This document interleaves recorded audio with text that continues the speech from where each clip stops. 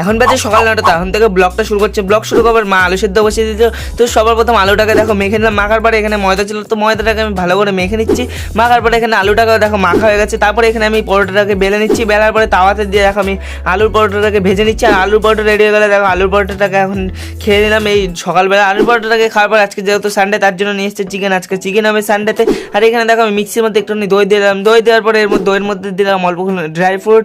তো এটাকে দেওয়ার পরে দেখো এর মধ্যে একটুখানি অরেঞ্জ ফ্লেভারের জন্য এখানে অরেঞ্জ ফ্লেভার দিয়ে দিলাম। তারপরে এখানে লস্যি রেডি হয়ে গেলে দুপুরবেলা ঠান্ডা ঠান্ডা লস্যি খেয়ে নিলাম। তারপরে আজকে রান্না বসিয়ে দিয়েছি। এখানে দেখো সবার মতো ভাজাভাজি করার পর এখানে চিকেনটাও রান্না হয়ে গেলো। তো আমাকে চিকেন দিয়ে দিয়েছি, আমি এক পিস চিকেন কষানো খেয়ে নিলাম। আর এখানে দেখো সবজির মধ্যে দিয়ে ড্রাই ফ্রুট। তারপরে এখানে ভাতও রেডি হয়ে গেছে। তো দেখে তো বুঝে গেছো কি রান্না হচ্ছে, আজকে হচ্ছে ফ্রাইড রাইস। তো রাইস রান্না হয়ে গেলে দেখো রান্না কমপ্লিট হয়েছে। আমি চলে গেছিলাম স্নান করতে, স্নান করে চলে আসলাম। আর এখানে স্নান করার পর একটুখানি স্যালাড কেটে নিচ্ছিলাম। আর মা দুপুরে রাইস দিয়ে দিচ্ছে, এখন রাইস খাবো। আমি রাইস খাই, তোমরা এখন মিনি ব্লগের জন্য আমার চ্যানেলটাকে সাবস্ক্রাইব করো। ততক্ষণের জন্য বাই।